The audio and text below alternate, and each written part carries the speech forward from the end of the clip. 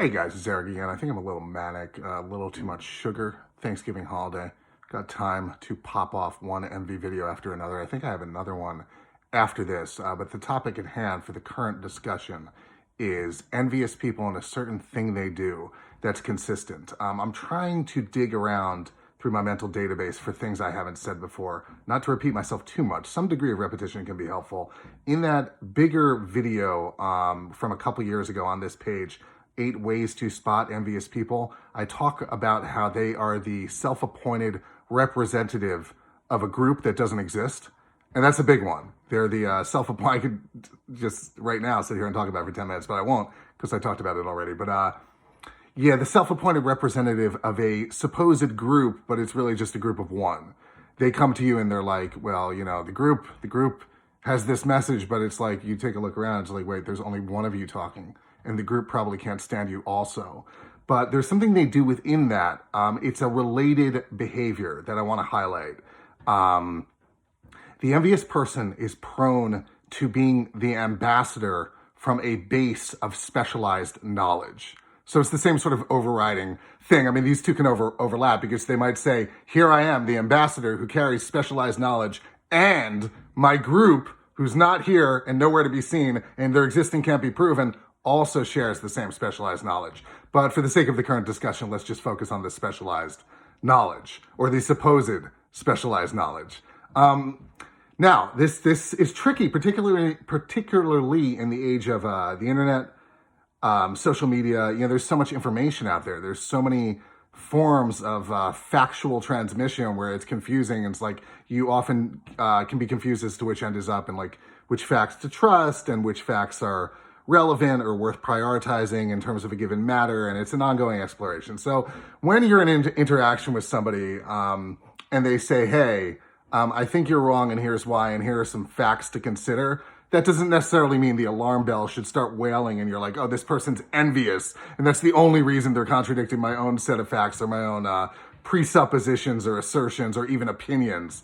Unfortunately, and when this happens in front of other people on social media, it can be stressful or annoying, but you know, it pays. It can be time consuming, but it certainly pays to consider an alternative set of facts and say, okay, let me take a look and let's see how valid this person is. Because, you know, if the facts are solid and they seem verified or cross-verified, it seems like they're out there and they have an anchor, then you can go to sleep at night and be like, oh, guess what? That person doesn't envy me and they have a difference in perspective, and maybe happily they even expanded my own perspective on all of that's glorious. What envious people do to give themselves away in this regard is a few things. First of all, they'll cite the facts and they won't necessarily do anything to support them. Like they'll talk about a podcast they're into where all this information that they're espousing is located, or a book they read or an article they read or a thought leader they follow. And they'll say, if you were only into these books or these articles, this podcast, this thought leader, you know, you would know the things I now know that I'm not lecturing you about.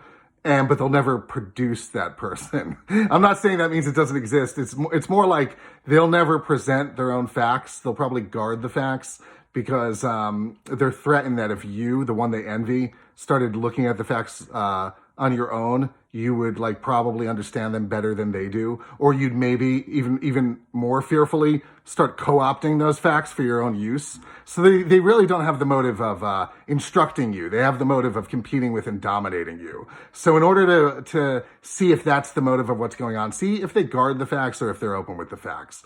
The other way to see if there's really envy in this supposed sharing of facts is, are they really facts?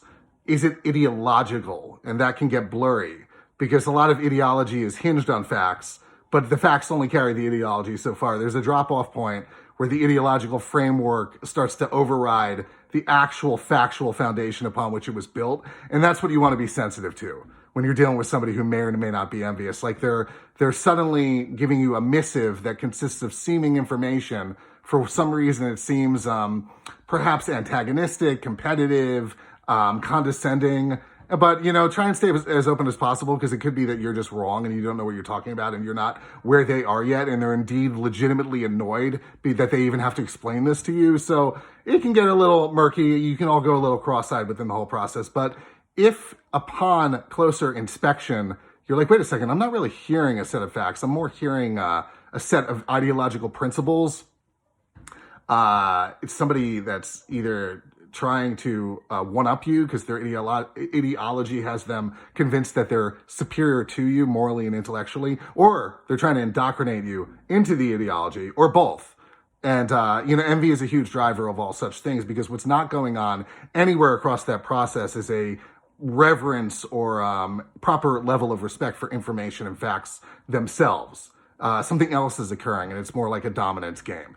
Ditto, further down the line, further away from information itself, is religion. So if somebody comes to you and in the course of argumentation are trying to correct you or inform or educate you, and the key word is, again, it's purportedly informing you, but then they open their mouth or they start typing, and then what comes across is religion, scripture, you have every right to say, this is not solid, this holds no water whatsoever, because you're citing a set of received beliefs that, when you follow them all the way to their root, may indeed have some source in an actual thing that occurred, but it could also have their source in pure fiction or imagination or fantasy.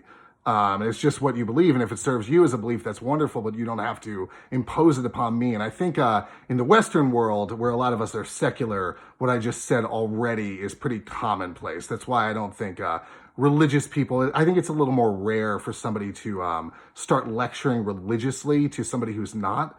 They're more used to it over time, of the gap between what they think and believe and what the non-believer thinks, so they might come more gently. But I think ideologically, all across the political spectrum, we see a whole different form of communication, and I should really more classify it a form of attack, where it's just, put downs, you don't know because blah, blah, blah, blah, blah, and it's like not really informative or educational, let alone persuasive. It's more like, oh, this is the person stuffing their wounds in front of me. That's essentially what's going on with the envious person. They have wounds, they were hurt, someone hurt them, their ego is real large, and they have this set of ideologies or beliefs or religion or just facts that they hold on to, but they're very biased toward those facts, and they need those facts. They cuddle up with those facts as a way to feel better. And they may indeed even be factual, but that doesn't mean that they're the most relevant, pertinent, or commanding facts, or that they, by any right, need to override the facts that you're showing up with.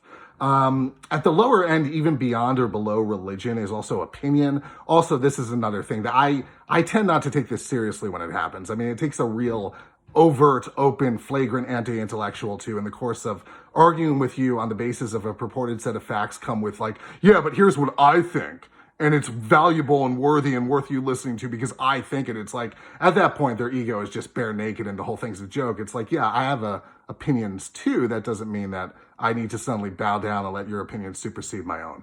The common trend here, whether it's a set of protected information where they won't give the sources, or it's more ideological in nature, more religious in nature, or more opinion-oriented in nature, is that the envious party is appointing themselves the ambassador of specialized knowledge. So be on the lookout. Be on the lookout. If they come to you around the office, they're like, oh, you did that wrong. That presentation didn't go well because here's 4 things you don't know and you should know them, and blah, blah, blah, blah, blah. And then for some reason, they never really want to follow up on it ever again. They don't want to inform you or educate you any more deeper than they do after their initial attack, which is all they wanted to begin with. Once they land a blow, they're done. They feel emotionally satisfied in the short term. And then they're probably also protecting your information because they know if you look into it, even if it's an ideology, they sense, because they're so threatened by you, if you look into it, you might discover things that they overlooked, or even be able to express or articulate the aspects of the thing they're into better than they can. So it's a nightmare. It's a disaster. It's poisonous. It's cartoonish. Nobody has any time for it. So let's stop talking about it for now.